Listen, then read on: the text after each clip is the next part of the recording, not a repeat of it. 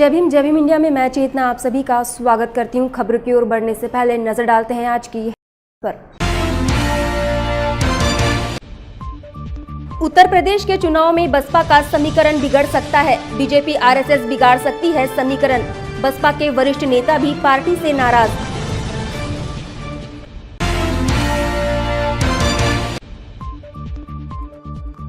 नागपुर के अंबाझरी में स्कूल गणवेश के कारण एक छात्रा ने की आत्महत्या।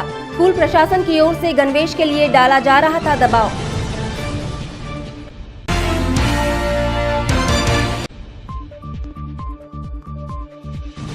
और बेरोजगारी और महंगाई की मार को लेकर महिलाओं का मोर्चा।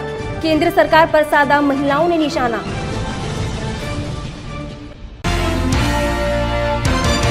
अब खबरें विस्तार से। उत्तर प्रदेश में होने वाले विधानसभा चुनाव में बहुजन समाज पार्टी के सामने कई मुश्किलें उत्पन्न हो सकती है। जहां सूत्रों की माने तो इन दिनों बसपा पार्टी के भीतर बगावत के आसार दिख रहे हैं, जिसका नुकसान आने वाले चुनाव में बसपा को हो सकता है।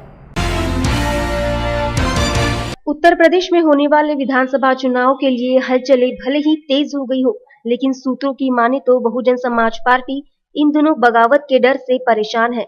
जहां कुछ दिनों पहले बसपा को जीत का दावेदार माना जा रहा था, वहीं अब सूत्रों की माने तो बीजेपी और आरएसएस की चुनावी चाल से बीएसपी का खेमा परेशान है, जिसका असर बसपा सुप्रीमो मायावती पर पड़ रहा है। ये जो उत्तर प्रदेश का जो होने वाला जो चुनाव है, इसके पहले ही मीडिया ने रिपोर्टिंग दिया था कि बसपा अपने बूते पर सरकार बनाएगी, वो फुल मेजॉरिटी में आ रही, ऐसे रिपोर्ट्स आए थे और वो वास्तविकता भी थी। वैसा मीडिया पे तो उतना ज्यादा हमारा भरोसा नहीं होता, लेकिन वास्तविकता होती। तो जब मीडिया ने उनको आगाह कर दिया, बीजेपी को और उनके आका जो संघ है आरएसएस उनको, तो इन लोगों ने ये बसपा को रोकने का षड्यंत्र शुरू किया बड़े पैमाने पे। वैसे तो ये कोई आज का षड्यंत्र नहीं, बहुत पुराना पहले से है, क्योंकि ये लड़ाई मानवतावाद विरुद्ध मनुवाद, ये इस टाइप का है। तो मनुवाद के प्रवक्ता बीजेपी और आरएसएस है और मानवतावाद के प्रवक्ता तो बीएसपी है। तो ये चाहते हैं कि भाई मानवतावादी वाले जो बीएसपी है, जो बहन जी के नेतृत्व में जो चल रही, वो फुल मेजॉरिटी में ना आए या इनकी सरकार ना बने, इसलिए वो छोटे छोटे लोगों को इकट्ठा करके इसी समाज से कुछ दलाल किस्म के लोग वहाँ के पकड़ के ये संभ्रम पैदा करके ये मीडिया के माध्यम से ऐसा अफवाह फैलाने का काम करती कि बीएसपी कमजोर हो गई, बीएसपी में फूट गिरी, बीएसपी के नेता कई अलग फर्क पड़ गए, इस टाइप की वो ऐसी खबर छपाती है, जबकि उसमें कोई तथ्य नहीं होता। क्योंकि जो भी बीएसपी में है, तो बीएसपी के जो लोग हैं नीला झंडा और हाथी देखकर और ये मूवमेंट देखकर बहन जी के नेतृत्व में साथ में है। पहले माननीय और कांशीराम जी साहब के साथ में थे और आज वो बहन जी के साथ में है। तो जो लोग मूवमेंट को छोड़ के जाते हैं वो टोटल कोलैप्स हो जाते, टोटल खत्म हो जाते, उनका कोई अस्तित्व नहीं होता। पिछले 17-18 सालों से हम देख रहे हैं जिन जिन लोगों को बड़ा करके मीडिया ने उछाला और बहुत बड़ा बताते हैं, तो ऐसा वगैरह कुछ नहीं है। लेकिन बीजेपी संघ ने ये जो षड्यंत्र शुरू किया वो सक्सेस नहीं हो गए। नहीं, ये जो बगावत की बात है, तो आपको एक एग्जाम्पल दे दूं कि इसके पहले एक बार तो 40 एमएलए, बगावत पे छोटी बात नहीं, 40 एमएलए पार्टी छोड़कर चले गए थे। बाद में तो उनका कोई आता पता नहीं है, बीजेपी ने ये किया था कल्याण सिंह के माध्यम से, तो लेकिन कोई उनका आता पता नहीं और फिर से फुल मेजॉरिटी में बीएसपी आई थी। तो ये एमएलए चले जाए, एमपी चले जाए या और कोई नेता जिनको कहते हैं वो, या नेता यानी बहन जी है और मूवमेंट यानी हाथी और नीला झंडा है, तो इनको छोड़ के जाता। जब साहब कहते थे ना कि भाई मैं मिट्टी को माधो बनाता हूँ और जो मुझे छोड़ के जाता है वो मिट्टी हो जाता है, वैसा ये बहन जी के भी साल में हो रहा कि बहन जी को जिन्होंने छोड़ के गए और जो बाहर निकले या उनको संभ्रमित किया या खरीदा गया, तो वो सारे मट्टी पलित हुए बहुत बड़े बड़े लोग हैं। तो ये मूवमेंट को कोई खतरा नहीं है। और इसके पहले तो ये बीजेपी ऐसा क्यों कर रही, तो बीजेपी का सेंट्रल गवर्नमेंट हमने आज जो अटल जी है, जो जिंदे है, उनके नेतृत्व में सेंट्रल की गवर्नमेंट थी, तो बहन जी के माध्यम से हमने वो सेंट्रल की गवर्नमेंट गिराई थी उनकी। तो इसलिए हो सकता है ना कि ये बसपा जैसी ताकत, ये मानवतावादी ताकत ये सत्ता पे ना आए, इसलिए सारे ये हथकंडे अपना रहे। तो ये हथकंडों का कोई ये नहीं होगा। जैसा अभी इमोशनल बाबा साहब को इमोशनल अपन जैसा कि ब्लैकमेलिंग की बात करते हैं ना, तो वैसे कुछ नेताओं को, संगठन को ऐसा इमोशनल ब्लैकमेलिंग करके बाबा साहब को हथियार बना के वो लोग इस्तेमाल करने की कोशिश कर रहे हैं। लेकिन यूपी के जो लोग हैं, स्पेशली शेड्यूल कास्ट के लोग, और एमबीसी है, ओबीसी है, और मुस्लिम माइनॉरिटी वगैरह है, तो ये लोग इतने सक्षम हो गए कि उनको किसी ने बेवकूफ करने से या गुमराह करने से वो गुमराह नहीं होते। गुमराह तो महाराष्ट्र के लोग हो रहे, जो अपने आप को अम्बेडकराइट कहते हैं, और वो सारे लोग बीजेपी कांग्रेस के तलवे चाटने का काम करते हैं। ये लोग कंफ्यूज है, यूपी के लोग कंफ्यूज नहीं और कंफर्म है, और वो बहन जी के नेतृत्व में पूरी फुल मेजॉरिटी की वो सरकार बनाएंगी। चाहे वो आरएसएस वाले, बीजेपी वाले, कोई भी हथकंडा अपनाए, सारे लोग एक जगह आ जाए। क्योंकि इसके पहले भी जितने ये इवन कांग्रेस भी अंदरूनी सारी मिली भगत रहती है। ये सपा भी जो है ये अंदरूनी इनकी मिली भगत है। सिर्फ अपन ही अकेले एक साइड होते हैं क्योंकि अपन मानवतावादी है। बाकी तो ये वही व्यवस्था चाहते ना जैसे थे, तो इसलिए अभी कोई फर्क नहीं गिरेगा जी सर। कितना भी वो चाहे मीडिया का भी इस्तेमाल कर ले तो फर्क नहीं गिर सकता।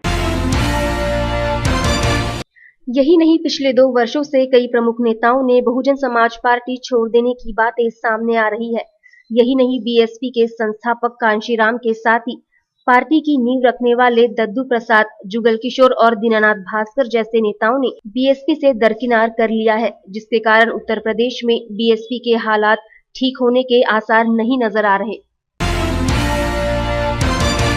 उत्तर प्रदेश के विधानसभा चुनाव में बहुजन समाज पार्टी के हालात पर जब हमने लोगों से राय जानी, तब लोगों ने इस पर अपनी प्रतिक्रियाएं दी।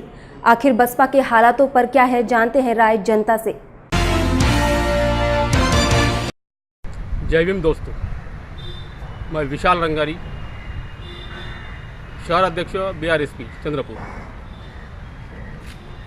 यूपी में जो इलेक्शन, आगामी इलेक्शन चुनाव हो रहा है और वहाँ के जो आज के हालात है, दिग्गज नेताओं ने जो वहाँ से बीएसपी से दरकिनारा कर दिया है, लेकिन वहाँ के गुंडा राज के चलते हुए बहन कुमारी मायावती वहाँ पे चुन के आने के आसार है। क्योंकि बाकी स्टेट के बारे में अगर बोला जाए, खास करके महाराष्ट्र में बोला जाए, बीएसपी से बाहर होके डॉक्टर सुरेश माने साहब के नेतृत्व में बीआरएसपी की जो स्थापना हुई है, उस माध्यम से चंद्रपुर जिले के बारे में बात की जाए तो चंद्रपुर में बीआरएसपी का जोरों से काम चल रहा है। समस्या कोई भी हो, शेतकरी कोई समस्या हो या विद्यार्थियों की समस्या हो, सभी समस्या को लेके आंदोलन तीव्र गति से चल रहा है। आज चंद्रपुर जिले में जिस तरह से काम चल रहा है, उसी तरह से अगर बीएसपी का काम चलता तो महाराष्ट्र में भी कुछ बात बनती थी। आज वक्त ऐसा आ गया है, यूपी में बीएसपी तो महाराष्ट्र में बीएसपी चलेंगी।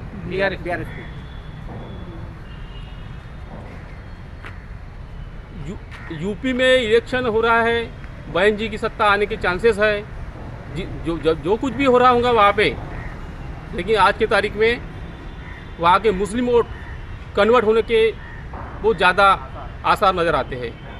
उसी दलित और मुस्लिम का कॉम्बिनेशन होके बहन जी की सत्ता वहाँ पे आ सकती है।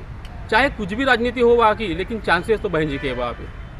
आज जो वहाँ का जो भी चलता है सत्ता परिवर्तन में, एक तो बसपा आता है या बहुजन समाज पार्टी आती है। चंद्रपुर में बीएसपी की क्या स्थिति है?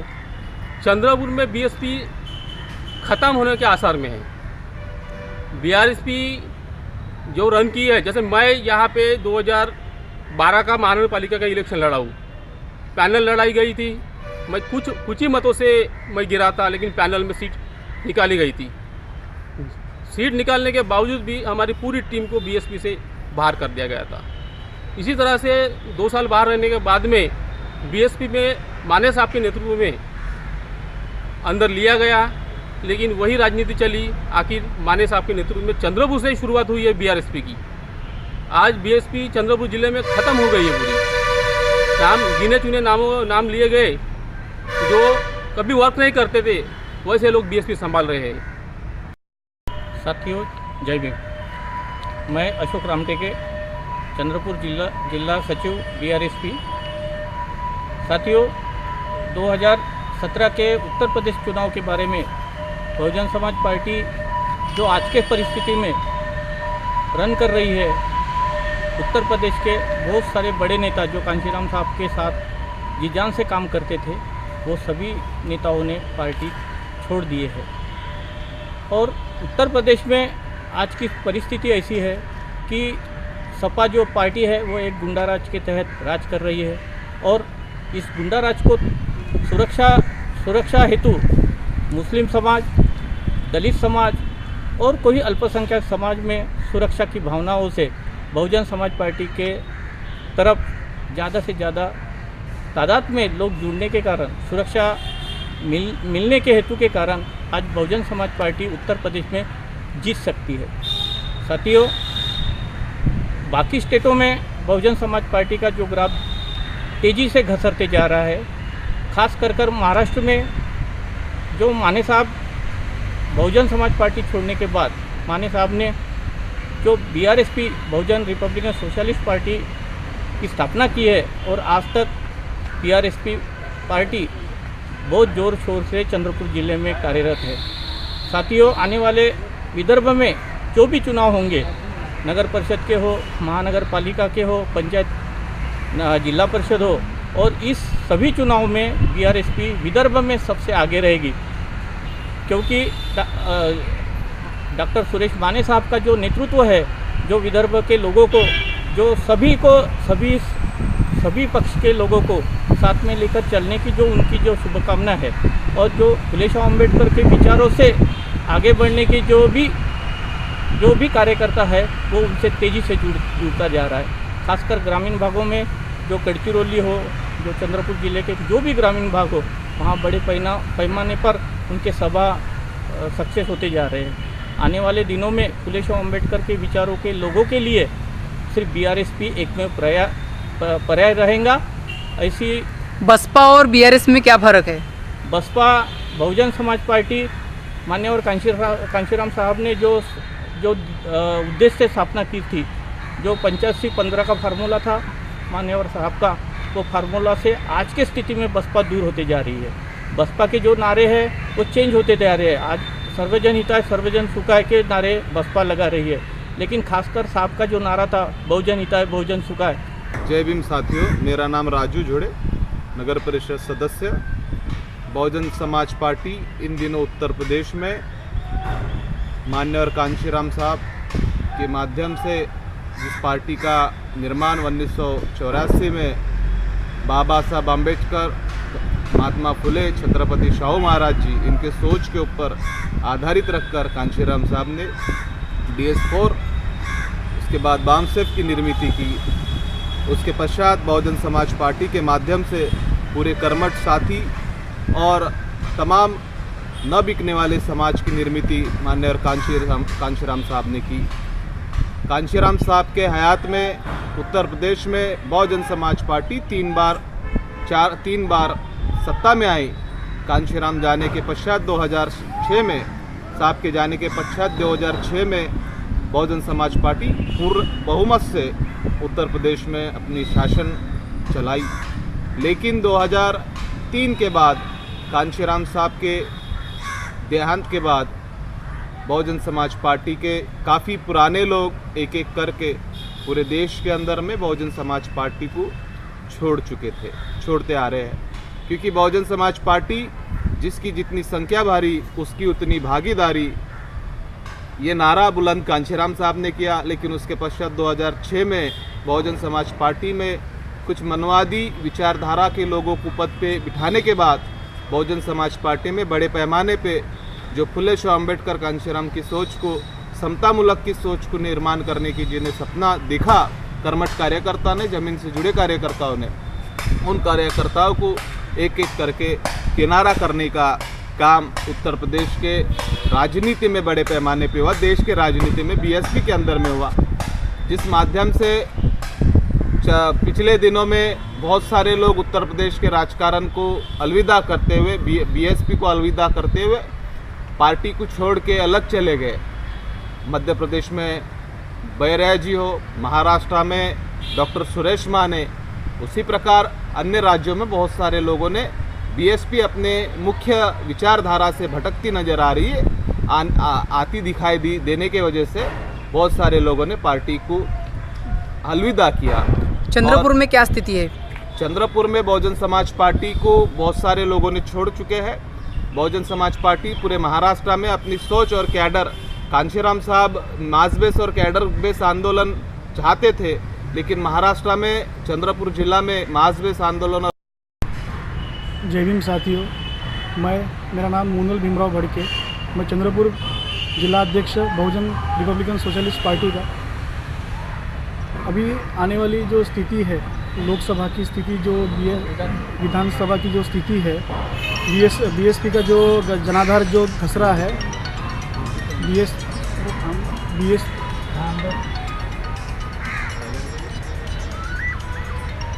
चालू करें।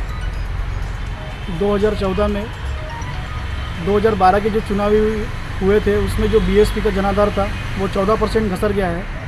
और आज अगर 2017 में इलेक्शन होते हैं, चुनावी इलेक्शन जब हो रहे हैं, तो उसमें अगर बीएसपी को अगर 20% के ऊपर अगर दलित वोट का समर्थन नहीं मिलता है तो बहुत ही गंभीर परिस्थिति में पार्टी आ सकती है। हम चाहते हैं कि बहन जी यूपी में सीएम बने, उनका कार्य यूपी में काफ़ी अच्छा रहा है। और उसी दौरान महाराष्ट्र में अगर देखा जाए तो बीएसपी का यहाँ पर नामो निशान मिट चुका है। जिस तरह से चंद्रपुर की आज हालत दिखी जाती है कि जब भी इलेक्शन आता है तो इलेक्शन के कुछ 2-3 महीने पहले, इलेक्शन के 1-2 महीने पहले सारे लोग चुनाव की तैयारी करते हैं, पर ग्राउंड लेवल पे जब कोई आंदोलन करना रहा या कोई दूसरे मुद्दों को लेकर, सामाजिक मुद्दों को लेकर अगर लड़ना रहा तो कोई भी पार्टी का आदमी या फिर पार्टी का कोई भी नेता कभी सामने नहीं आता है। पहले मैं भी बहुजन समाज पार्टी का विधानसभा अध्यक्ष हुआ करता था, पर अभी मुझे 2 वर्ष हो गए कि मैंने पार्टी से किनारा कर लिया, क्योंकि माने साहब के नेतृत्व में हम लोग महाराष्ट्र में अपनी गति तेज़ कर रहे हैं। और हमने भी काफ़ी बीआरएसपी के माध्यम से काफ़ी युवाओं को जोड़कर विद्यार्थियों का आंदोलन जिस तरीके से हम लोगों ने छेड़ा है, और सामाजिक मुद्दे को लेकर हम लोग ग्राउंड लेवल पे लोगों तक पहुंच रहे हैं। कैडर बेस जो पार्टी कहा करते थे बीएसपी को पहले, उसी तरह से अभी लोग बीआरएसपी को एक दूसरा पर्याय महाराष्ट्र में मानते हैं। और बीआरएसपी के कैडर कैंप के थ्रू ही लोग यहाँ पर जो कांशीराम साहब के नेतृत्व का जो हुआ, नेतृत्व में जो बी कैडर चलते थे, वही कैडर अभी चंद्रपुर में माने साहब के नेतृत्व में चलते हुए यहाँ पे लोग जुट गए। और जुड़ने के बाद आज संगठन को हम और मजबूत और गति से और तेज़ी से आने वाले चंद्रपुर के नगर परिषद के चुनाव हो या आने वाले महानगर पालिका के चुनाव हो, लड़ने की पूरी तैयारी में यहाँ के जिला के सभी कार्यकर्ता लग चुके हैं। धन्यवाद। जय भीम। मिश्रा, जिला प्रसिद्धि प्रमुख चंद्रपुर बीआरएसपी। अभी 2017 में उत्तर प्रदेश में जो विधानसभा चुनाव होने जा रहे हैं, उस चुनाव में बहुजन समाज पार्टी की स्थिति काफ़ी मजबूत होने वाली है, क्योंकि वहाँ पर अभी जो सपा की सरकार चल रही है वो बड़े पैमाने पर गुंडागर्दी कर रही है। लोग असुरक्षा की भावना से डरे हुए हैं, इसलिए दलित, मुस्लिम, ओबीसी और जो भी निर्धन समाज के लोग हैं वो सभी असुरक्षा के कारण डरे हुए हैं और वो बहन कुमारी मायावती जी की तरफ आशा की नज़र से देख रहे हैं, क्योंकि बहन मायावती जी ने अपने चारों शासनकाल में कानून और सुव्यवस्था को सबसे महत्वपूर्ण स्थान दिया था। और उनके शासनकाल में कोई भी गुंडा अपना सर ऊपर नहीं करता था, वो यूपी छोड़ के भाग जाता था। लेकिन जैसे ही सपा की सरकार आती है वैसे ही वहाँ गुंडे जमा हो जाते हैं और पूरे प्रदेश में गुंडों का राज होता है। इसलिए अभी केवल बहुजन समाज पार्टी नेता कुमारी मायावती जी ही उनकी सुरक्षा कर सकती है।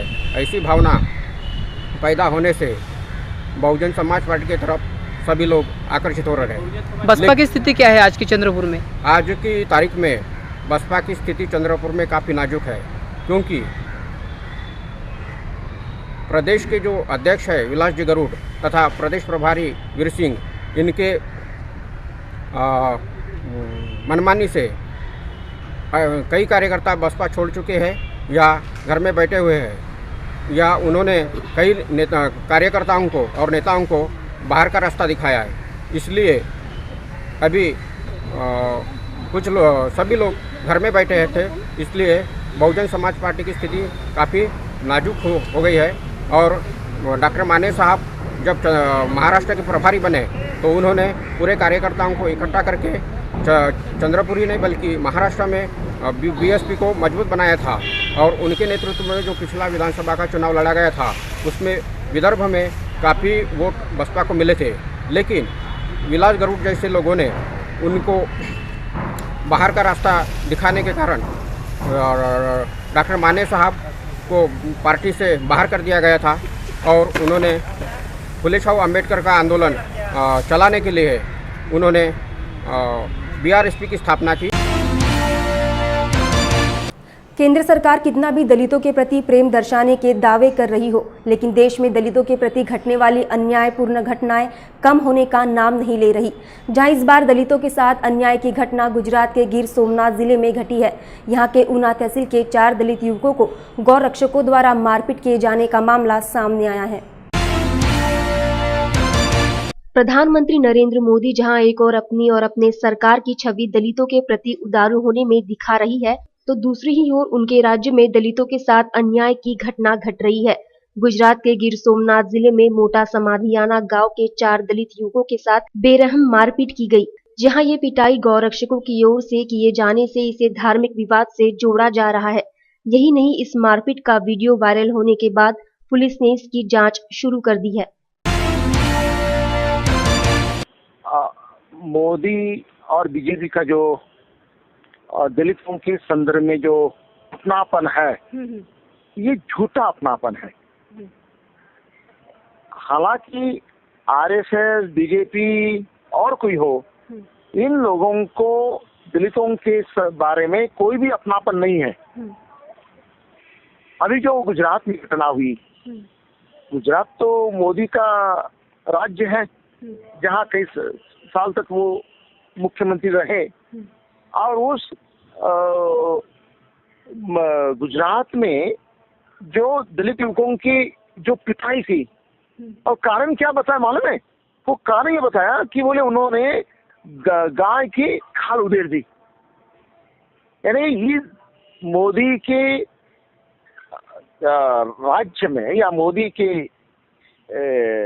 पंतप्रधान होते हुए इतना गाय को महत्व दिया जाता है, लेकिन आदमियों को बिल्कुल महत्व दिया ना जाता है। ये क्या ह्यूमन राइट्स का ये है?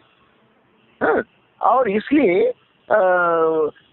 ये जो मोदी सरकार का जो बाबा साहब के संदर्भ में जो अपनापन दिखाना है, वो स्मारक बनाना, ये करना, हम कितने दलितों की हितैषी है, ये दलितों के कभी हितैषी हो ही नहीं सकते। इनकी विचारधारा, इनका काम और इनका जो ध्येय है, ये बिल्कुल वर्ण व्यवस्था के मुताबिक है। अभी की आज ही पेपर में एक न्यूज आई है, देखिए, एक महिला, उसकी लड़की की शादी रहती है, तो वो महिला वो पूजा करने के लिए मंदिर में जाती है। तो मंदिर में जैसे पूजा करके वो बाहर आती है, तो गांव के लोग उसकी पिटाई करते हैं, उसको नंगा करते हैं, और दूसरी जो महिला उनको बचाने के लिए जाते हैं, उनको भी पिटाई करते हैं। तो जिस दलित औरत की लड़की की शादी थी, वो शादी यानी शादी के उपलक्ष्य पर वो मंदिर में जाती है, तो इस प्रकार की पिटाई होती है। और इसलिए हमने ये निश्चित करना चाहिए कि कोई भी दलित भाई या बहुजन जो लोग हैं, उन्होंने यहाँ नहीं जाना चाहिए, उन्होंने मंदिर में बिल्कुल नहीं जाना चाहिए। और मंदिर हमारा ये नहीं, क्योंकि जहाँ ये मंदिर जो है देश का जो हिंदू धर्म और जो यह है, हाँ हाँ, वो जो है ये हमारे एक गुलामी का ये है, हाँ, उनका जो प्रेमी दिखा हुआ है। और किस लिए? तो इसलिए कि ये है यानी दलितों के वोट अपनी तरफ आना चाहिए, दलितों ने हमें मतदान करना चाहिए, इसलिए उनका ये है। यानी ये कोई उनका दलितों के बारे में अपनापन है, इसलिए नहीं। जैसा कि पिछले लोकसभा के चुनाव में उन्होंने ये कहा कि मैं भी ओबीसी हूँ और ओबीसी कार्ड वो खेले, और जिनके कारण वो उनका है कि मैं चाय वाला का बेटा और मैं ओबीसी हूँ। तो ये जो है ये सिर्फ लोगों को अपनी तरफ आकर्षित करना और उन लोगों के जो वोट्स मिल प्रयास और कुछ नहीं है। ये सिर्फ उनका दिखावा है। पर मैं तो ये कहूँगा कि बीजेपी सरकार आने के बाद ये जो दलितों पर होने वाले जो अन्य अत्याचार ये बढ़ गए हैं, ये बढ़े हैं।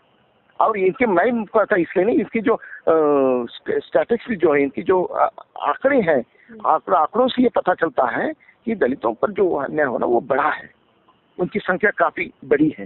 यानी हमेशा दलितों पर अलग अलग जगहों पर अन्य अत्याचार होता है। महाराष्ट्र में भी, महाराष्ट्र है, गुजरात है, या भारत के हर प्रदेश में दलितों पर जो होने वाली अत्याचार उसकी संख्या में ये बढ़ोतरी दिखाई देती है। गौरतलब है कि देश में दलितों के प्रति अन्याय की कई घटनाएं सामने आ रही है। ऐसे में गुजरात की इस घटना ने फिर एक बार साबित किया है कि दलितों के साथ किस तरह का भेदभाव आज भी कायम है, जिसकी गंभीरता अब नरेंद्र मोदी को लेने की आवश्यकता है। जिले के अंबाझरी पुलिस स्टेशन के तहत एक दिल दहला देने वाला मामला सामने आया है, जहां एक छात्र को स्कूल का गणवेश न दिए जाने के चलते छात्र ने आत्महत्या कर ली। बताया जा रहा है कि स्कूल में ड्रेस में आने के लिए छात्रा पर दबाव डाला जा रहा था, जिससे परेशान होकर छात्रा ने फांसी लगा ली।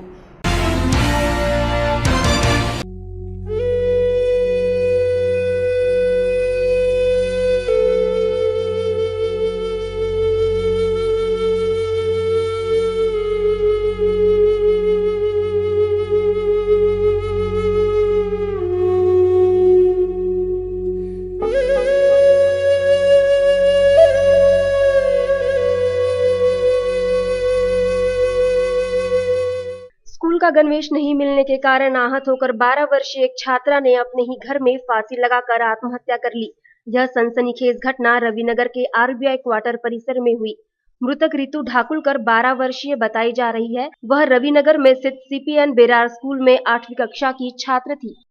आत्महत्येचं कारण म्हणजे नेमकं आपल्याला त्यांच्या घरच्यांनी सांगितले की परवाच्या दिवशी तिला वडिलांकडे मागणी केली होती स्कूल ड्रेससाठी, आणि वडिलांनी आता पैशाचे कारणास्तव त्यांना नकार दिला.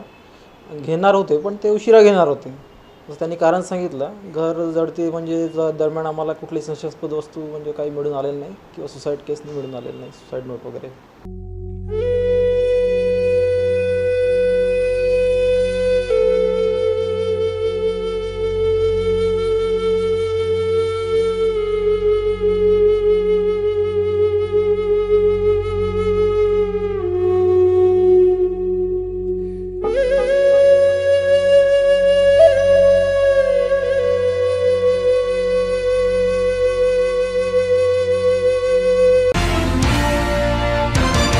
नागपुर में बढ़ती बिजली दरों के चलते विद्युत नियामक आयोग की सुनवाई में कांग्रेस विदर्भ संगठना और प्रहार सहित कई संगठनों ने हंगामेदार प्रदर्शन किया।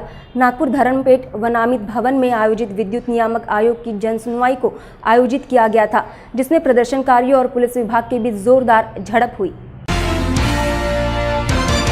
महाराष्ट्र के नागपुर शहर में बुधवार को विद्युत नियामक आयोग की जन सुनवाई का आयोजन किया गया था। मसला यूं था कि जो सुनवाई होने वाली थी वो बिजली के बढ़ते दामों के लिए आयोजित की गई थी, लेकिन जहां एक और जन सुनवाई आयोजित की गई उसके बाहर उसका विरोध करने कुछ सामाजिक संगठन और राजकीय संगठन पहुंच गए। फिर होना क्या था, जोरदार हंगामे के बीच पूरा परिसर तणाव से भर गया। जनसुनावणीला विरोध म्हणजे याच्या आधी सुद्धा जनसुनावणी झालेली आहे। जनतेची सुनावणी घ्यायची, जनतेचे आक्षेप नोंदवायचे आणि विजेची दरवाढ करायची, हा लबाड धंदा महाराष्ट्र राज्य विद्युत मंडळाचा आहे। नागपूर शहरात एसएनडीएल कंपनी ही कंपनी या शहरातील जनतेचं रक्त पीत आहे अव्वाच्या सव्वा दराने विजेचे बिल वसूल करत आहे. नाही दिले तर गुंडांकरवी ते बिल वसूल करून झाली आहे आणि अशा कंपनीला हे राज्य शासन हद्दपार करत नाही. मला आठवतं की जेव्हा 1.5 वर्षाआधी काँग्रेसचं सरकार होतं तेव्हा मुख्यमंत्री साहेब आमचे जे कोणी आमदार होते सगळे SNDLच्या विरोधात ओरडायचे आणि मला आता वाटतं की आता यांना सगळं मोकळं राहणं आहे गल्लीपासून दिल्लीपर्यंत आणि SNDLच्या विरोधात ओरडणारे आता गप्प का हा सगळ्यात मोठा प्रश्नचिन्ह आहे. दुसरा प्रश्न असा पडला आम्हाला की यांनी जनसुनावणी ठेवली आणि जनसुनावणी ठेवत असताना एवढा मोठा पोलिसचा ताफा ठेवला. मग हे जनसुनावणीचं नाटक कशासाठी आहे? जनसुनावणीचं नाटक करायचं, लोकांचे ऑब्जेक्शन घ्यायचे आणि मनमानी पद्धतीनं विजेची दरवाढ करायची, SNDL कंपनीला मोकळीक द्यायची, ही यांची मानसिकता राज्य शासनाची आहे आणि आम्ही याच्या विरोधात आहोत. SNDLचा कंत्राट जर यांनी लवकरात लवकर रद्द केला नाही तर ऊर्जा मंत्री साहेब नागपूरचे आहेत, आम्ही त्यांना वेठीस धरू, कारण की त्यांचेही शब्द होते SNDLला रद्द करा. आता ते यांचे आमदारही ओरडून झाले, आमदार स्वतःचं बिल घेऊन झाले की 34,000 आलं म्हणून, परंतु तेही ऐकायला यांची सरकार तयार नाही. तर कुठेतरी पाणी मुरत आहे. जोपर्यंत SNDLचा ठेका रद्द करत नाही, विजेचे वाढीव दर कमी होत नाही, लोकांकडनं जोर जबरदस्ती वसुली थांबवत नाही, तोपर्यंत याच्या विरोधात आमचं आंदोलन सुरू राहील. आता इथे हा आयोग आला आहे, आयोगाने जनसुनावणी ठेवली आहे, पण आयोगाने जनसुनावणी ठेवताना पूर्ण पोलिसला बोलवून कठडे लावून ठेवले आहे. जनतेची सुनावणी करण्यास आले की हे जनसुनावणीचं नाटक करण्यास आलेले आहे, असा प्रश्न या नागपूर शहरातल्या जनतेसमोर आहे. इस हंगामे को बढ़ता देख प्रदर्शनकारियों को रोकने पुलिस बल को आना पड़ा। प्रदर्शनकारी तब भी नहीं माने, जहां पुलिस के साथ भी प्रदर्शनकारियों की झड़प हो गई। प्रदर्शनकारियों की मांग थी कि नागपुर में बिजली दर में वृद्धि न की जाए। इस बात को लेकर हंगामा बाहर चलते रहा। मुंबई के उल्लासनगर में लंबे समय से वरिष्ठ नागरिकों के लिए उद्यान बनाने का प्रयास किया जा रहा था। शिवसेना के अथक प्रयास के बाद इस कोशिश में कामयाबी मिली है, जिसके बाद हाल ही में नाना नानी पार्क का भूमि पूजन किया गया। शहरों के विकास के नाम पर जहां तेजी से इमारतें खड़ी की जा रही है, वहीं महानगरों में बच्चों और बुजुर्गों के लिए उद्यान नदारत नजर आते हैं। और बात अगर मुंबई शहर की जाए तो वरिष्ठ नागरिकों और बच्चों के लिए उद्यान ना के बराबर है। ऐसे में मुंबई के उल्लासनगर में लंबे समय से उद्यान बनाए जाने की योजना चल रही थी, जिसमें शिवसेना की नगर सेविका मंदाताई सोनकांबले को कामयाबी मिली है और सांसद डॉक्टर श्रीकांत शिंदे की निधि से नाना नानी पार्क की घोषणा की गई, जिसका भूमि पूजन हाल ही में किया गया।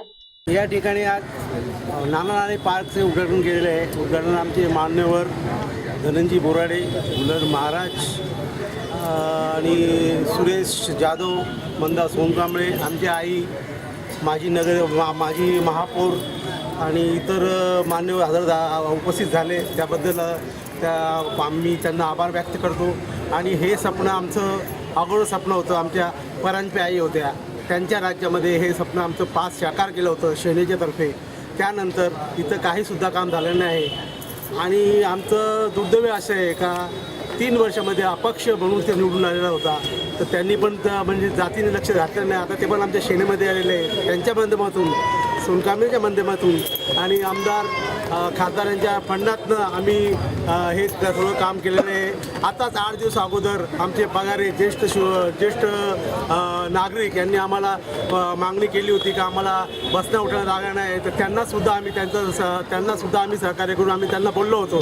ज्येष्ठ नागरिक बोललं तर आमचे आई आणि वडील, आई वडिलांना कोणी सोडू शकत नाही आणि आम्हाला बाळासाहेब ठाकरेंची शिकवण अशी आहे का 80% समाजसेवा आणि 20% राजकारण, तर आम्ही त्यांच्या आशीर्वादाने हे काम केलेलं आहे आणि त्यांच्या माध्यमातून हे सर्व आम्ही केलेलं आहे। जय हिंद, जय महाराष्ट्र, जय भीम। आज या ठिकाणी सिद्धार्थनगर वॉटर सप्लायच्या आवारामध्ये पाण्याच्या टाकीच्या खाली मंदाताई सागर सोनकांबळे यांच्या प्रयत्नाला यश मिळून खासदार डॉक्टर श्रीकांत एकनाथ शिंदे यांनी त्यांच्या निधीमधनं इथे भव्य नाना नानी पार्क यांचं आमदार निधी आणि खासदार निधीमधनं आम्हाला मंजुरी करून दिली असून या ठिकाणी आज त्याचं भूमिपूजन या ठिकाणी करण्यात आलेलं आहे। तरीसुद्धा या कार्यक्रमाला शिवसेनेचे सर्व मान्यवर उपस्थित होते, त्यांचा आम्ही भरपूर आभार व्यक्त करतो। ही संकल्पना आम्हाला गेल्या कित्येक वर्षापासून आमच्या डोक्यात होती पण आता ही शिवसेनेच्या माध्यमातून ही संकल्पना आम्ही पुरेपूर करत आहोत आणि ही संकल्पना फक्त शिवसेना आणि शिवसेनेच्या माध्यमातून होऊ शकते या लोकांना माहिती आहे. कारण की शिवसेनेची ताकद आणि शिवसेनेची संघटना ह्या संघटनेशिवाय दुसरा एकही पक्ष असा नाही आहे ज्यांनी हे संघटना आणि हे संकल्पना ही साकार करू शकतो. पण बाळासाहेबांनी जे दिलेले मूळ मंत्र आहेत आम्हाला 80% समाजकारण आणि 20% राजकारण ते आम्ही घेऊन डोक्यावर न घेता डोक्यात घेऊन ती संकल्पना आम्ही सत्तेत उतरवली आहे. जेणेकरून सर्व वृद्ध महिला वृद्ध लोक असतील किंवा लहान मुलं असतील त्यांच्यासाठी इथे जॉगिंगसाठी नानी पार्कमध्ये लहान मुलांसाठी खेळासाठी व ओपन व्यायामशाळा अशा लोकांसाठी आम्ही त्यांचं आरोग्य ते स्वास्थ्य चांगलं राहू त्याच्यासाठी आम्ही या ठिकाणी नानी पार्कचं या ठिकाणी भूमिपूजन केलं आहे.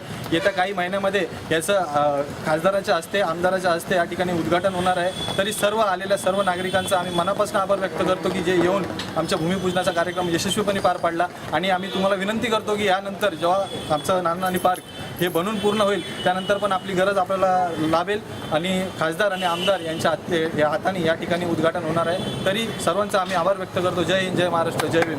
बहरहाल मुंबई जैसे महानगरों में नाना नानी पार्क बनने की खबर से वरिष्ठ नागरिकों में खुशी है, वही बेसब्री से पार्क बनने का इंतजार भी है. पुणे के रिपब्लिकन पार्टी ऑफ इंडिया और तुकाराम जी धेंडे प्रतिष्ठान की ओर से 10वीं और 12वीं के उत्तीर्ण विद्यार्थियों को शैक्षणिक साहित्य वितरित किए जाने का कार्यक्रम आयोजित किया गया, जहां लोगों की मौजूदगी रही.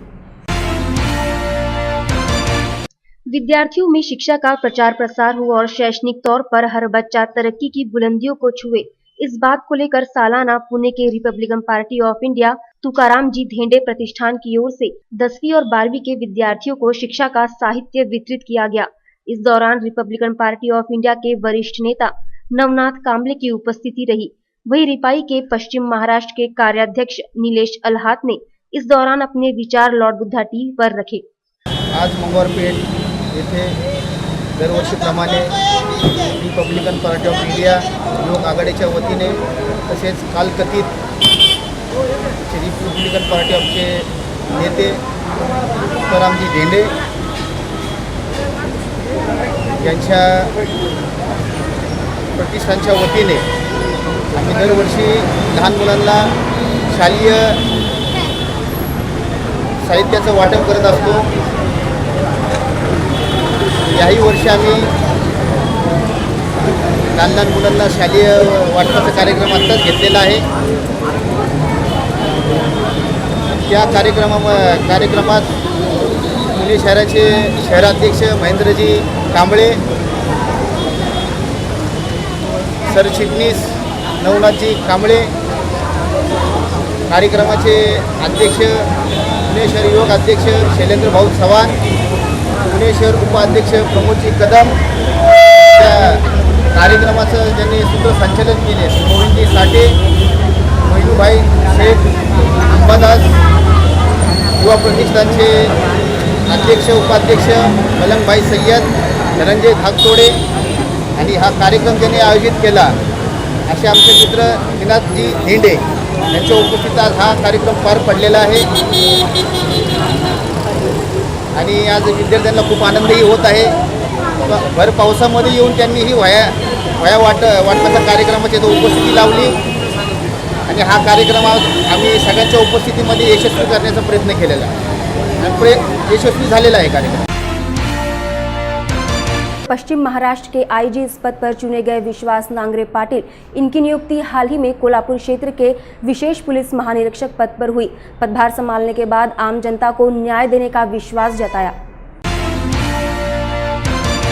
शहर की कानून व्यवस्था को बनाए रखने और आम नागरिकों को सुरक्षा प्रदान करने, वहीं वृद्ध महिलाओं के साथ बच्चों और स्त्रियों को न्याय देने के लिए हाल ही में विश्वास नांगरे पाटिल की नियुक्ति कोल्हापुर क्षेत्र के पुलिस निरीक्षक पद पर हुई. पदभार संभालते ही नागरे ने आम जनता को आश्वासित किया. वही दलितों पर बढ़ते अत्याचार को रोकने के लिए एट्रोसिटी एक्ट के तहत पुलिस प्रशासन द्वारा अधिक से अधिक ध्यान दिए जाने की बात भी नागरे ने कही. मी आज आयजी म्हणून चार्ज घेत आहे. चार्ज घेताना एक स्ट्रिक्ट फादरचा रोल कसा असतो तशा पद्धतीनं पोलीस कर्मचाऱ्यांना आणि अधिकाऱ्यांना विश्वासात घेऊन करण्याबाबतीत फोकस राहील. त्यात मूलभूत पोलिसिंग, स्वच्छ चारित्र्य, जनताभिमुख पोलिसिंग, जनतेच्या काही नीड्स आहेत त्याला अनुसरून आपण पोलिसिंगचा पॅटर्न तयार करण्याचा प्रयत्न करणार आहोत. बेसिकली या रेंजमध्ये अतिशय बुद्धिमान आणि प्रोफेशनल अधिकारी आणि कर्मचारी आहेत. एक चांगल्या पद्धतीचं त्यांना मार्गदर्शन कसं करता येईल आणि सामान्यातल्या सामान्य माणसाला म्हणजे तर प्रायोरिटी राहील वृद्ध माणसं, महिला, मुलं, अल्पसंख्याक, दलित ज्यांना आवाज नाही आहे त्यांना आवाज मिळवून देणं याच्यावरती फोकस राहील. इव्हॅल्युएशन हे 3 महिन्यांनी प्रत्येक पोलीस स्टेशनचं कसं करता येईल यासाठी एक 3200 मार्कांची पोलीस स्टेशनची परीक्षा राहील. त्या परीक्षेत नवीन काही करायचं नाही, ते मूल्यमापन असणार आहे आणि त्या 4 रिपोर्ट कार्डच्या आधारे त्यांना त्यांचे ACR कसे लिहिता येतील, त्यांचे पोस्टिंग कसे ठरवता येतील हे अकाउंटेबिलिटीच्या आधारे आपण करणार आहोत. ऑफकोर्स हे माझं होम ग्राउंड आहे त्यामुळं सगळ्यांचं सहकार्य लाभेलच.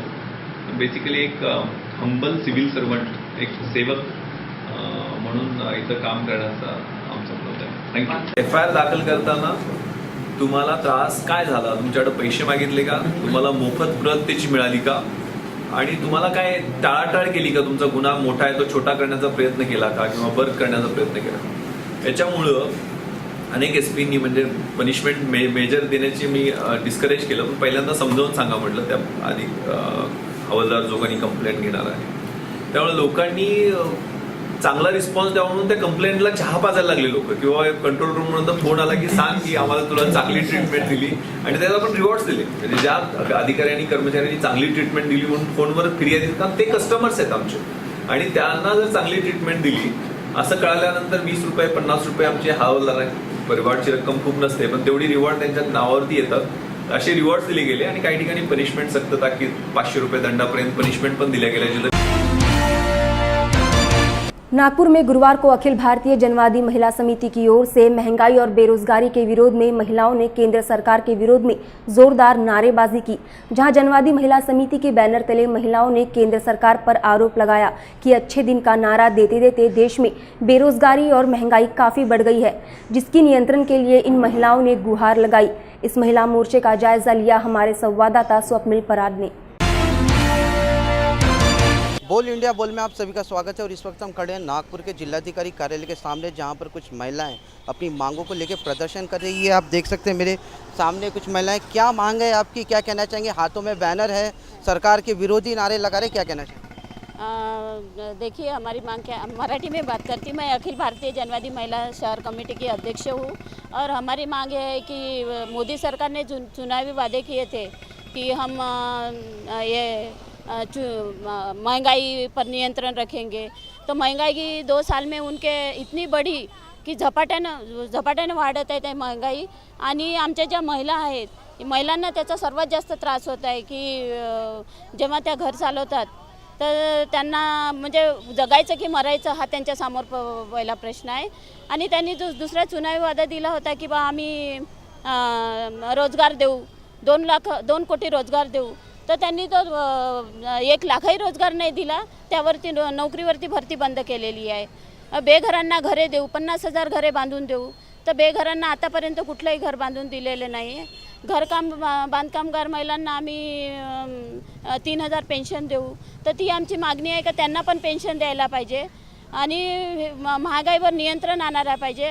आणि रेशन दुकानातून, कारण रेशन दुकानातून जर त्यांना धान्य पुरवठा होईल, 14 जीवनावश्यक वस्तू, 50 रुपये किलो तुरीची डाळ, त्यांच्या ताटातली डाळ कमी झालेली आहे, अर्ध जेवण कमी झालेलं आहे, तर त्या महिलांना रेशन दुकानातून 14 जीवनावश्यक वस्तू मिळायला पाहिजे. त्या जर मिळतील तर ह्या महिला चांगलं जीवन जगू शकतील, चांगलं आरोग्य जगू शकतील, मुलांना चांगलं आरोग्य देतील, मुलांना चांगलं शिक्षण देतील, कारण त्यामुळे त्या शिक्षण देऊ शकत नाही आहे. त्यांच्यासमोर रोज प्रश्न पडतो की आता 2 वेळच्या जेवणाची सोय कशी करायची. मगर जिस तरीके से सरकार का कहना है कि वो महंगाई है नियंत्रण ला रही है, जो दालों के भाव है वो कहीं ना कहीं कम हो रहे, क्या कहना चाहिए? नहीं, वो काम तो हमको तो नहीं लगता कम हो गई करके। भाव वो दाल का तो भाव तो कम नहीं हुआ है, लेकिन वो काम होना चाहिए और 50 रुपये किलो के हिसाब से वो मिलना चाहिए, हमारा ये कहना है। मगर जिस तरीके से सरकार यहाँ पे आई है, पीछे में भी कुछ मिल रहे हैं, जिस तरीके से सरकार यहाँ पे आई है, बिजली का जो दर है उसको लेके भी कहीं ना कहीं विरोध कर रहे हैं। हाँ, कम होना चाहिए। आपकी क्या मांगे? यहाँ पे आई है, आपकी समस्या क्या है? हम किराए के घर में रहते हैं, तो हमारे को खुद का मकान के लिए रहने को जगह होना। मगर जिस तरीके से यहाँ पे आप देख सकते हैं कुछ महिला और भी हैं, आइए उनके साथ जानते हैं क्या कहना चाहेंगे आप? यहाँ पर बैनर लिए सरकार के विरोध में नारे लगा रहे हैं, क्या कहना चाहेंगे आप? मेरा कहने का मतलब ये है कि सरकार ने बोला था कि जिसको घर नहीं है उसको घर मिलेगा। ये कम से कम 10 या 12 साल हो गए यही बता रहे कि मिलेगा, लेकिन कुछ नहीं मिल रहा। और ये बार सरकार तो आ गया, कुर्सी पे बैठ गया, लेकिन ये बार सरकार आने वाली है नहीं। मगर महानगर पालिका के भी चुनाव अभी अगले साल होने वाले, तो इसी सरकार को वोट देंगे आप या कुछ और है? इस सरकार को तो गिराएंगे ये बार, क्योंकि चुनेंगे तो उसने कुछ नहीं किया। जो राशन कार्ड था उस पर भी अनाज नहीं दे रहा, जो बीपीएल का कार्ड है उसको अभी सिलेंडर गैस दे रहा, एपीएल का है उसको नहीं दे रहा। और जिसके पास राशन कार्ड नहीं है उसने क्या करना चाहिए?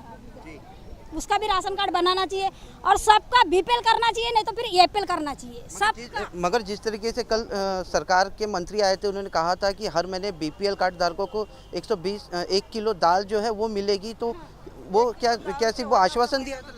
आश्वासन दिया था दाल मिलेगी, बोले चौथे महीने में तुमको गेहूं मिलेगा, चावल मिलेगा। अभी 7वां महीना लग गया फिर भी उसने कुछ भी नहीं दिया है, तो फिर काहे के भरोसे बोलेंगे कि ये देगा करके? मगर जिस तरीके से यहाँ पर मुख्यमंत्री का भी शहर है, केंद्रीय मंत्री का भी शहर है, मगर फिर भी महिलाओं के ऊपर में अत्याचार बढ़े, उसको लेके भी आप विरोध कर रहे हैं?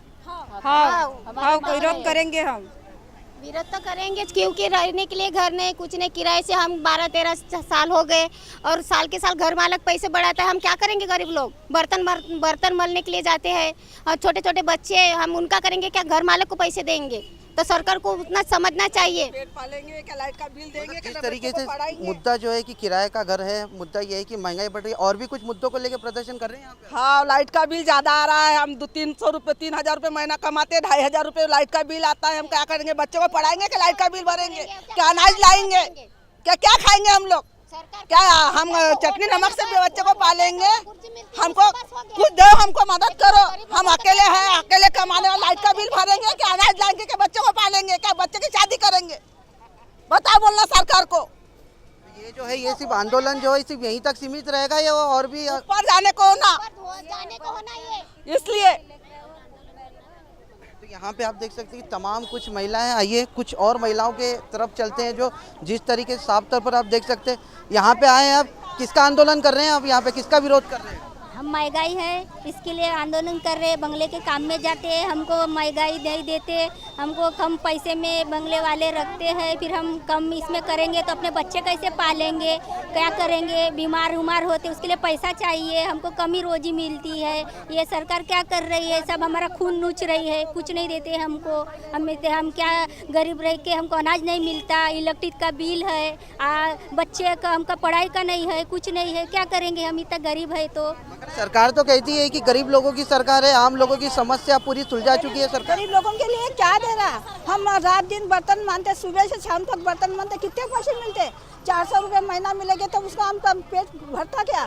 और हमको पेंशन लागू होना ही चाहिए, पेंशन चाहिए ही चाहिए। हम 60 वर्ष के होने के बाद हमको पेंशन नहीं मिलेगी तो हम क्या खाएंगे? आजकल जब बच्चे लोग पालते का माँ बाप को हकाल देते घर के बाद, हम क्या खाएंगे? हमको पेंशन लागू होना ही चाहिए और महंगाई कम होना ही चाहिए। अगर महंगाई की बात है तो यहाँ पर सरकार आगे महानगर पालिका के चुनाव है, आपकी संगठन की ओर से किस तरह का रुख अपनाया जाएगा? किस तरह का मतलब? चुनाव में किस तरह से सरकार के विरोध में वोट करेंगे? सरकार के विरोध में हमारी महंगाई कम नहीं होगी, हमारे को पेंशन नहीं मिलेगा और घर वालों को बेघर वालों को घर नहीं मिलेगा तो हम तो उसको वोट देंगे नहीं, उसको तो गिरा ही देंगे।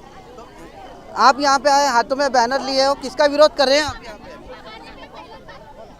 मेरे को नहीं, सबको। देखिए कि यहाँ पे जो कुछ महिलाएं लोग हैं वो पहली बार कैमरा को फेस कर रही है, तो उस वजह से कहा जा सकता है कि वो बोल नहीं पा रही है, मगर उनका साफ तौर पर सरकार के विरोध में है कुछ कहना। यहाँ पर कुछ महिलाएं और भी है, यहाँ पर हाथों में आप देख सकते हैं कि जो ऊपर में हाथ में एक बैनर लिया है कि साफ तौर पर दिख रहा है कि महंगाई है, महंगाई को कहीं ना कहीं रोकना चाहिए। क्या कहना है आपको कि यहाँ पर आप यहाँ पे आए हैं, सरकार के विरोध में आए हैं, क्या कहना चाहेंगे आप? क्या खाएंगे हम? क्या कमाएंगे? लड़के बच्चे भूखे रहते हैं, 1 टाइम बनाते 2 टाइम खाते, किराया नहीं देना होता, कुछ नहीं देना होता। क्या करेंगे अब? हमारे बच्चे रोते हैं, हम रो रहे। क्या आदमी से काम नहीं बनता, कुछ नहीं बनता। किराया नहीं दिया तो घर मालकिन बर्तन बाड़े फेंकते हैं। क्या करेंगे हम? कैसे जगेंगे? मगर जिस तरीके से सरकार तो कह रही है कि अच्छे दिन आ गए हैं करके। अच्छे दिन आए बोल रहे थे, अभी देंगे अभी देंगे, कैसे दे रहे? नहीं दे रहे हमको, हम भूखे मर रहे हैं 1 टाइम। क्या खाएंगे? क्या जगेंगे? क्या लड़के बच्चे का स्कूल है, ये है वो है, क्या नहीं लगता स्कूल में? क्या हम 4-5 साल से हम जुड़ रहे हैं यहाँ पर, कुछ नहीं कर रहे हमारे लिए। और जिसको मौका नहीं, जब भी वो हुआ जब भी पानी गया घरों में घुसा, जिसके घर में पानी नहीं घुसा उसको पैसा मिला, और जिसके घर में पैसा नहीं गया उसको पैसा दिया। क्या ये सरकार है? क्या करेंगे हम? आप यहाँ पे आए हैं, अभी बारिश का भी मौसम है, कई बस्तियों में पानी घुस जाता है हर साल की तरह, इस बार कुछ उपाय किए सरकार? हाँ उपाय करे, जिसको गया उसको दिया। उपाय है सब जगह, जैसे गटर लाइन खोल दिए तो उससे पानी नहीं जा रहा है, अभी ठीक है। यहाँ पे और भी है कुछ जो मोदी के विरोध में है, क्या कहना चाहेंगे? मोदी के विरोध में आप? मी एकटी आहो, 2 मुली आहेत, मला 2000 किराया आहे, माझ्या कामं नाही आहेत, माझ्या मुली बारीला शिक्षणाला काही व्यवस्था नाही आहे। हां, कपडे लत्ते खाणं पिणं नाही होऊ शकत माझ्याच्याने, एवढे कामं घरवाले मरून गेले तर काय करायचं आहे? हां, 10 वर्षाचा जमान झाला आहे, इथं मी मोर्चाला आणतो आम्ही, मिटिंग घेतो। हां, का करायचं आहे याच्यामध्ये? काहीच नाही होऊन राहिलं, आम्हाला तर असं वाटतं का नाहीच जावा, असं आहे आमचं म्हणणं। ये थे तमाम यहाँ की महिलाएं जिन्होंने साफ तौर पर कहती है कि सरकार ने जिस तरीके से आश्वासन उन्हें दी थी वो साफ तौर पर पूरे कागज़ थे, और अच्छे दिन तो छोड़िए, इनके जगने के जो दिन है वो भी कहीं ना कहीं तकलीफ में। कैमरा पर्सन मयूर के साथ स्वप्निल पराठ, विदर्भ टीवी, नागपुर। चंद्रपुर जिले में गोंडपिपरी गांव में अपने खेत पर काम के लिए जा रहे 2 लोग जंगली सुअर की चपेट में आने से एक की मौत जबकि दूसरा व्यक्ति गंभीर रूप से घायल हो गया।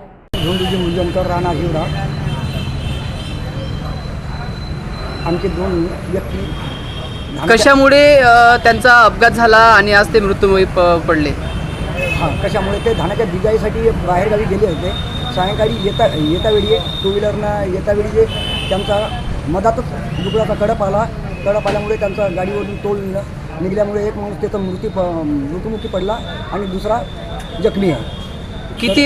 किती असे त्याच्यामध्ये जनावर होते की त्या जनावरांनी यांना तोडफोड केली? अंदाजे 6-7चा कडपच होता, 6-7 जनावरचा कडप होता, त्याच्यामध्ये गाडीचा तोल गेल्यामुळे खाली पडला आणि एक माणूस जागेवर मृत्यू झाला आणि दुसरा जखमी आहे। तर ते आपल्याला शासनाकडून जे काही मदत मिळायची आहे ते लवकरात लवकर देण्यात यावी। परिवारामध्ये किती लोक आहेत त्यांचे? 7 सदस्य आहेत। 7 सदस्य? काय नाव मृतकाचे? मारुति कुंडलिक आकेवार। किती वर्षाचे आहेत ते? 55। हाँ, मेरा नाम है शैलेंद्र सेलोटे, पुलिस चौकी चंद्रपुर में काम करता हूँ। कल रात को एक घटना हुई थी, उसमें मृतक नाम मारुति कुंडलिक आकेवार, उम्र उसकी 50 साल है, रहने वाला वो गोंडपिपरी का है, उसकी भीवराव राव। और कल रोड पे काम पे जाते समय उसके गाड़ी को रानकी डूबकर, जंगली सुअर बोलते उसको, उसने टक्कर मारी, उससे नीचे गिर गया, उसके सर के ऊपर मार लगा, उसको गोंडपिपरी दवाखाने में भर्ती किए थे, वहाँ से रेफर कर चंद्रपुर किए, तो डॉक्टर साहब ने उसको डेट करके घोषित कर दिए, इसलिए हम आज उसको पीएम कर रहे हैं। और डूबकर के कारण उसकी मौत हो गई, सर के ऊपर मार। इसके ऊपर क्या कार्रवाई कर रहे हैं सर? तपास? बस तपास हम पुलिस चौकी वाले हम उसको एक मर्ग कर रहे हैं, जरूरी कायम करके कार्रवाई करें, और वो सामने की डायरी हम धाबा पुलिस को हम भेज रहे हो, धाबा पुलिस वाले आगे की कार्रवाई करेंगे। महाराष्ट्र राज्य में बौद्ध समाज के लिए स्वतंत्र बौद्ध विवाह कानून बनाए जाने की पहल की गई, जहां आगामी 31 अगस्त तक बौद्ध विवाह के लिए कानून का मसौदा तैयार किया जाएगा। वहीं इसके लिए समिति गठित की गई, जिसकी बैठक महाराष्ट्र के सामाजिक न्याय मंत्री राजकुमार बडोले की अध्यक्षता में हाल ही में संपन्न हुई। मंत्रालय में हुई बैठक पर नागपुर के विधायक मिलिंद माने ने हमें फोन पर जानकारी दी। यह है कि जैसा राज्य महाराष्ट्र राज्य के अंदर में 14 अक्टूबर 1956 के बाद में बहुत सारे लोग जो है हिंदू धर्म छोड़ के बौद्ध धर्म उन्होंने स्वीकार किया। तो एक्चुअली हिंदू मैरिज एक्ट है, लेकिन बौद्ध मैरिज एक्ट नहीं है इस भारतवर्ष के अंदर में, लेकिन महाराष्ट्र के अंदर में काफ़ी मात्रा में बौद्ध लोग हैं। इस कारण से बौद्धों के लिए विवाह कायदा और वारसा हक, ये कायदा महाराष्ट्र सरकार बनाने जा रही है। तो उसके संदर्भ में एक समिति का गठन हुआ है समाज कल्याण विभाग के तहत, और वो 13 जनों की समिति है। तो 13 जन की समिति के अंदर में 5 लोगों की एक उप समिति बनाई गई, उसे ड्राफ्टिंग कमेटी करके कहा गया है। और वो ड्राफ्टिंग कमेटी के चेयरमैन है आदरणीय CL फुल साहब उसके चेयरमैन है। मैं डॉक्टर मिलिंद माने सदस्य हूँ। एक बनते राहुल बोधी भी सदस्य है। आदरणीय भैया जी खैरकर वो भी एक सदस्य है और साथ में एडवोकेट दिलीप ठाकरे जी ये एक सदस्य है ड्राफ्टिंग कमेटी के। अभी 31 अगस्त तक के हमें बौद्ध विवाह कायदा का ड्राफ्ट बनाकर महाराष्ट्र सरकार को देना है और फिर महाराष्ट्र सरकार ये जो ड्राफ्ट है लॉ एंड जुडिशरी डिपार्टमेंट को देगी और वो फिर विधान भवन में लाया जाएगा और विधान भवन के अंदर में उसके ऊपर में चर्चा होने के पश्चात फिर बाद में इसको कायदा बनाने के हेतु चर्चा की जाएगी। इस बैठक के अंदर में आदरणीय मंत्री नामदार राजकुमार बडोले जी, साथ में आदरणीय राज्य मंत्री दिलीप कांबळे जी, साथ में CL फुल साहब, हम स्वयं राहुल बोधी जी, अमन कांबळे जो 15 के संपादक है और साथ में दिलीप काकड़े जी, ऐसे और ऑफिस के कुछ लोग इस मीटिंग के अंदर में उपस्थित थे। ऐसा है कि कुछ केस प्रकरण जो है लोग हेलो हाँ सर बोलिए। हाँ कुछ प्रकरण हाई कोर्ट में गए थे लेकिन बौद्धों का विवाह कायदा न होने के कारण लीगल नहीं मानी गई। उनकी शादियाँ लीगल नहीं मानी गई और साथ में उनको जो बच्चे हुए वो भी इलीगल माने गए। इस कारण से बौद्ध विवाह कायदा होने की बहुत जरूरत रही क्योंकि 1956 के बाद में जो बौद्धों की शादियाँ होती है वो हिंदू पद्धति के हिसाब से नहीं होती है, जिसमें डॉक्टर बाबा साहब अम्बेडकर जी का भगवान गौतम बुद्ध का फोटो रहता है और वर वधू जो है उसके सामने सफेद कपड़े पहनकर एक दूसरे को माला चढ़ाती है और समाज के लोग उसके अंदर में उपस्थित रहते हैं। लेकिन हिंदू मैरिज एक्ट के अंदर में सप्तपदी का होना ये जरूरी रहता है, जो सप्तपदी बौद्ध विवाहों में नहीं होती है। तो इसलिए सप्तपदी न होने के कारण ये सभी जो विवाह है ये गए थे कोर्ट के अंदर में। तो कोर्ट ने ये आदेश किया था कि बौद्ध विवाह कायदा होने की जरूरत है। सो वो कायदा बनाने के लिए महाराष्ट्र सरकार ने पहल की है। 31 अगस्त तक के वो सरकार को रिपोर्ट देना है और फिर बाद में सरकार जो है ये कायदा जो ड्राफ्ट है वो लॉ एंड जुडिशरी डिपार्टमेंट को देगा और उसके बाद में ये आगे बढ़ेगा काम, विधानमंडल में जाएगा ये। आज के जय भीम इंडिया में फिलहाल इतना ही। फिर होगी मुलाकात, तब तक ले दीजिए इजाजत। जय भीम।